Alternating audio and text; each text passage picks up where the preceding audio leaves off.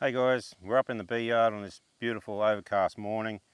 We're not doing any inspections today. Just thought I'd do a quick video to close out 2022 on a high note and hopefully continue that same way on through 2023.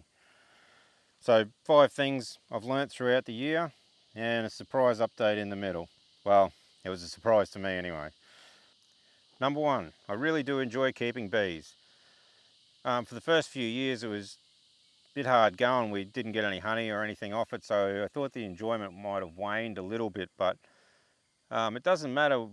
Even the getting in and doing the inspections and seeing what progress has been since the last time I was in there, I find that aspect enjoyable. Putting together the equipment, I've enjoyed building these top bar hives and even putting together the Langstroth hives. You know, it's something new. Obviously the harvesting side of it, you know, that's enjoyable to do a bit of work. Come on, don't be cranky. And I suppose the biggest thing for me is I enjoy learning, and every time I'm in the hives I'm picking up new bits of information and, you know, trying different things and seeing how it works. And, you know, I make a lot of screw ups, but I learn from them, and, you know, slowly building a picture of how the bees work and, you know, what I can do with them and what I can't. Yeah, I enjoy that whole learning process of it. So yeah, I'm really enjoying the bees at the moment. Number 2, I don't like angry bees.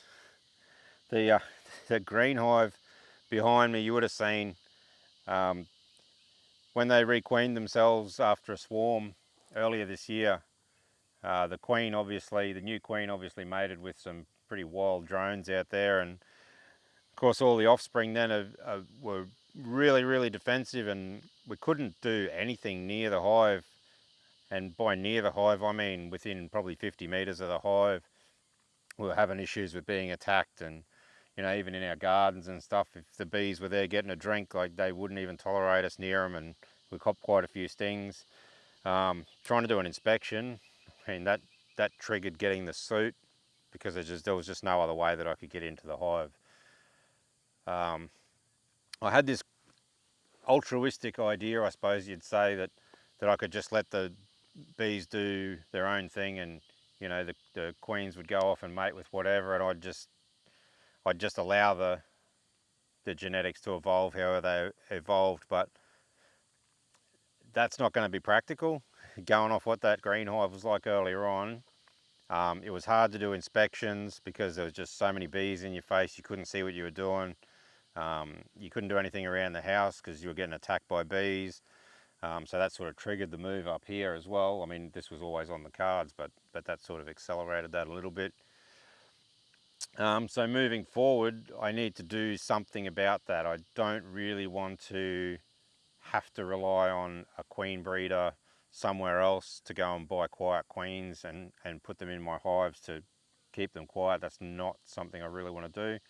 So moving forward, I'm going to have a crack at some queen breeding, breeding my own queens, and see if I can direct them to be a little bit more docile. I mean, they don't have to be super quiet, but if they're going to cause us issues around the house, then we can't really have that. So yeah, moving forward, that's where that's going to go. We've got something new to try, but I probably need a few more hives before I go down that road, but that's in the future. And number 3, bees can take care of themselves. For the most part, if you provide them with what they need, the bees can do the rest. They can quite happily look after themselves. You monitor their food levels and their pest levels, and the bees can do everything else. I haven't had to feed since probably early 2020. I've made sure the colonies have had enough food in them. I haven't over harvested or anything. I've left them with enough. And if there's no food for them to forage, well, they shrink themselves down anyway, and for the most part they can get by. I haven't had huge pest issues yet. There is one hive that's got a bit of a small hive beetle infestation at the moment, because of all the shit that went on with moving them up here, and they lost all their forages and they swarmed, and, you know, the colony's tiny, so, but they're on their way back. And once they get a bit of size about them, they'll handle those small hive beetles no problems. And for the most part, if they swarm and the queen leaves or the queen dies in the hive or whatever, they can generally requeen themselves. Um, Occasionally, if a queen has something happen to her on a mating flight, they sort of lose that ability. But with a beekeeper, you can just give them those resources back that they need and off they go again. Which brings me to the surprise update. When we moved these up here a few weeks ago, I was a bit worried that I didn't really have nearly any queens. I was pretty confident I had one. I shuffled some resources around so that really all the hives should have had what they need to create a queen. I got back into them just before Christmas and I had 2 colonies that had queens. The Langstroth and the main part of this yellow hive, I could not find a queen and I couldn't find any evidence of a queen. There was no eggs being laid. So I thought they had failed. The other 2 hives weren't strong enough to be able to raid them for resources again. So I thought I was just going to have to leave everything be. I got back in a couple of days ago to have a quick look through. The Langstroth hive has eggs laid. Yeah, come on. I'll be out of your hair soon. She is not impressed. Come on.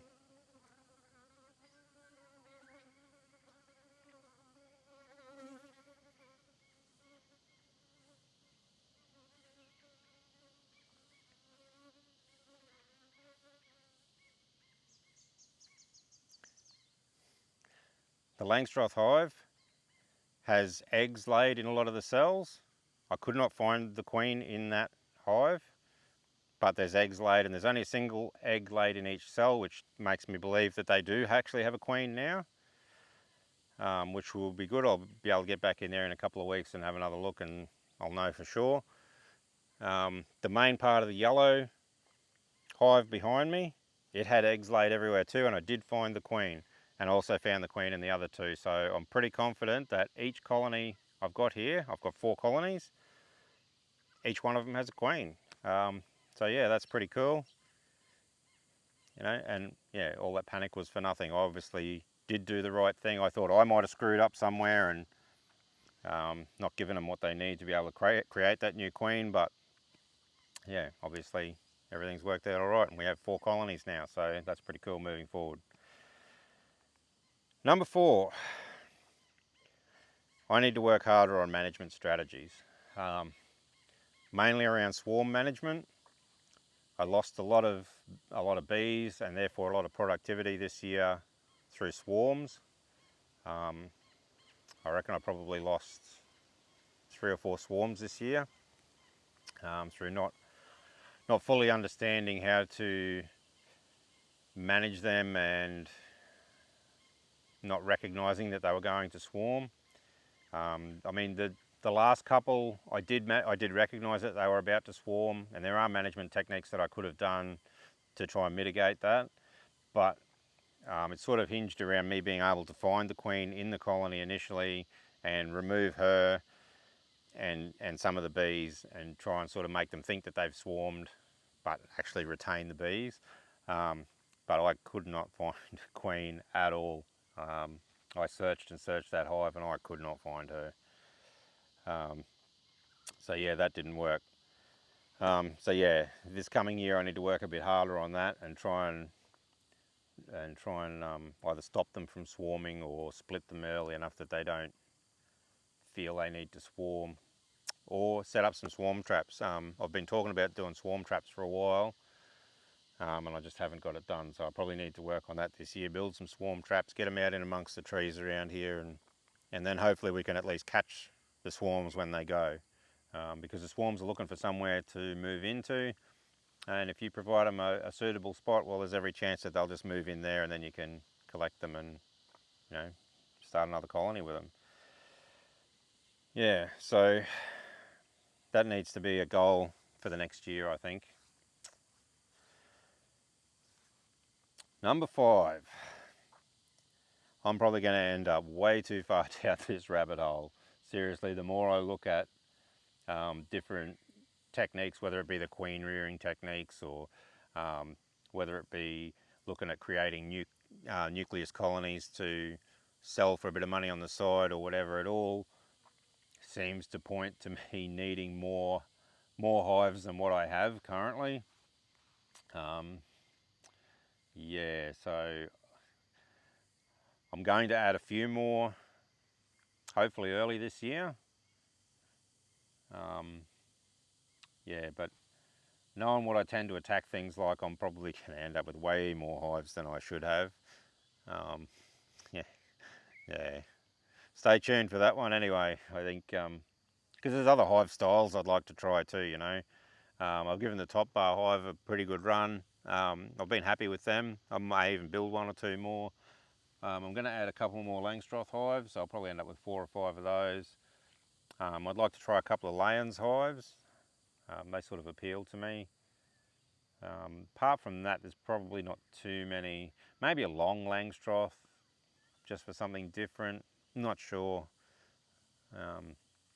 Yeah, so by the time you add a few of each different colony, we're going to pretty rapidly fill this little area up. But yeah, we'll see where we end up at the end of 2023. Anyway, that's been my year and what I've learnt and what I'm looking forward to for this coming year. I hope you've all had a good year, and I hope you continue to follow in 2023. And yeah, we'll see you on the next one. Thanks for watching.